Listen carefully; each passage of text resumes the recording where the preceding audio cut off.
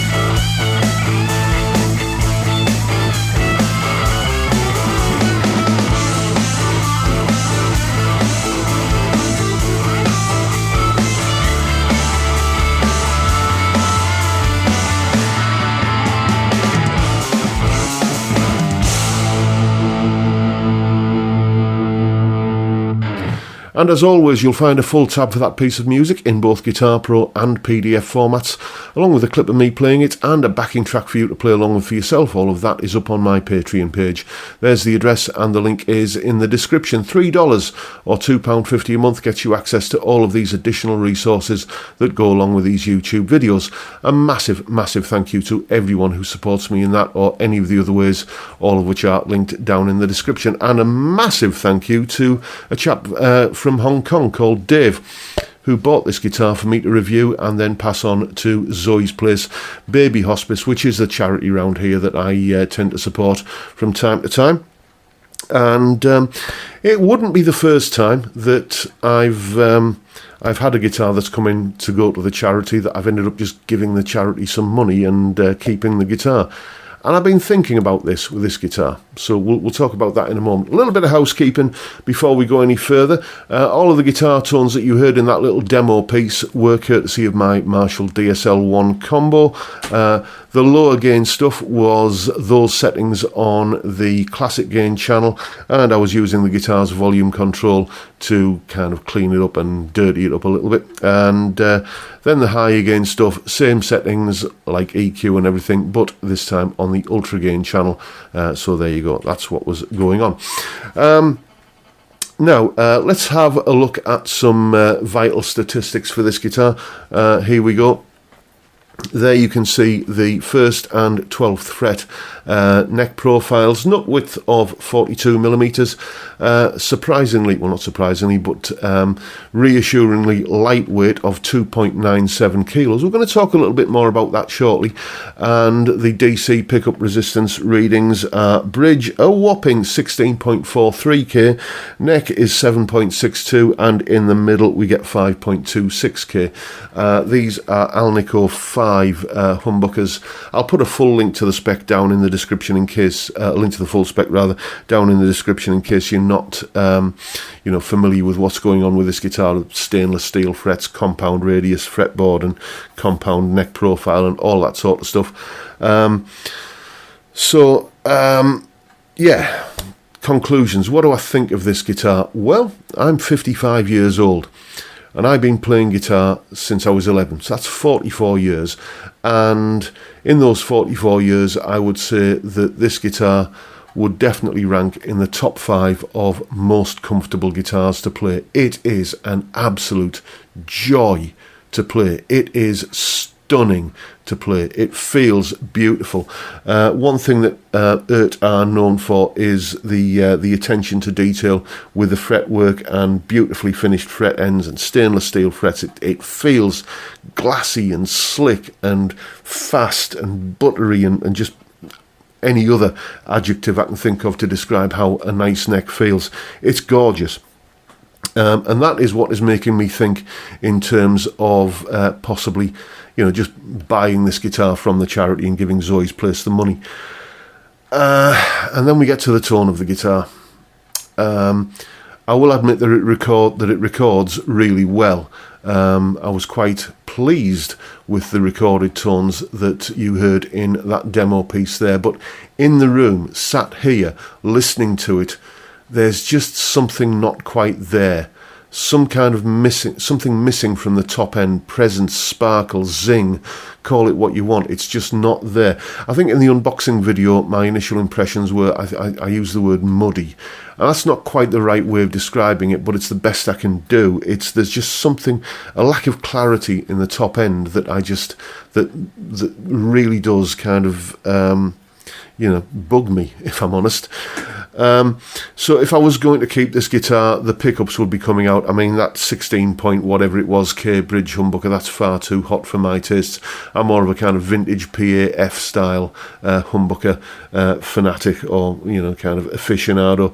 So I'll be putting something in like, I don't know, possibly a set of Vanson Classic 57s or Iron Gear Tesla Sharks. Alnico 2 is very much my preference when it comes to humbuckers anyway. And single coils as well, to be honest with you.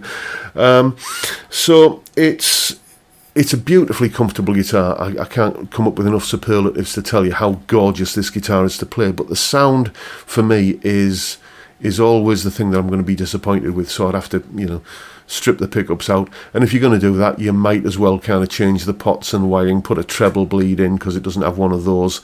And it's, can I be bothered, really? When, to be honest, I honestly don't think I can be bothered. I think this guitar is telling me that it's not the right guitar for me. Maybe it's the right guitar for you. The other thing is, what problem is being solved by getting rid of this portion of the guitar? Okay, it's comfortable and well balanced, but I've got plenty of guitars in here that are comfortable and well balanced, all of which have headstocks. And yes, it's light. But let me put that into perspective. And no disrespect to Faisley here, but if I put this guitar inside this rather flimsy, it has to be said, Faisley gig bag, then it weighs the same as this guitar, which does have a headstock. Okay, I know I'm not comparing with this is, a much more expensive guitar. Well, to buy brand new, it's a much more expensive guitar than the Eart guitar. But the point I'm making is that you've not really saved a lot of weight. If I just hold both guitars like this and do that sort of intuitive one hand versus the other kind of trying to gauge the weight, it's very, very, very difficult to pick which guitar is the lighter or heavier of the two. So the numbers tell you it is a very, very light guitar, but it doesn't feel kind of excessively light. If you can have something that's excessively light, it feels on the light side of average, but plenty of other guitars that do have headstocks feel on the light side of average. The other thing is that obviously no headstock. The tuning machines are now down here, and they are really stiff to turn. It is a bit of a faff to get this guitar in tune without using this supplied little kind of crank thing that fits magnetically into the bridge. And I would put money on the fact that at some point is going to get lost. It's just the kind of fiddly little kind of thing that will get mislaid at some point, especially if you just can't be bothered putting it back every time and you just leave it on the bridge just to kind of because to get the tuning sorted.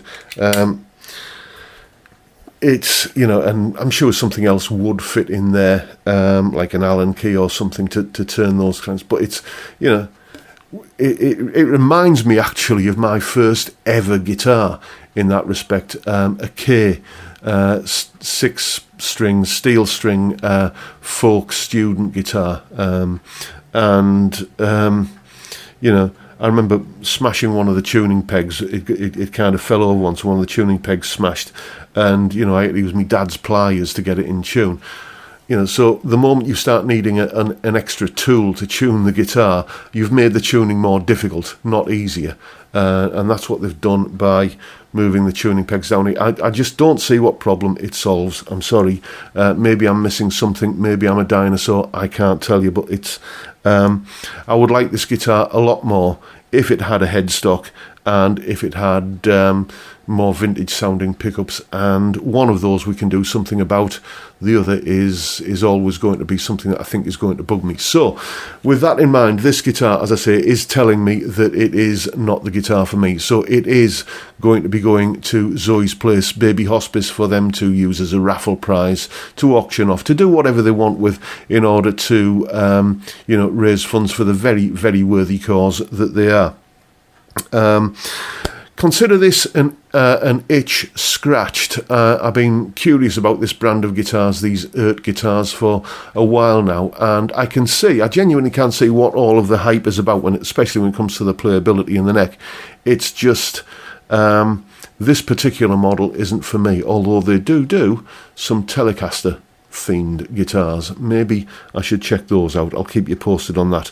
But for now, that is my review of the Eart GW2 Headless guitar. Make of it what you will, and that is the video for today. Hope you've enjoyed what you've seen and found it reasonably informative and entertaining. And if that's the case, please hit the subscribe button and the notification bell if you haven't already done so. And why not drop me a like while you're at it.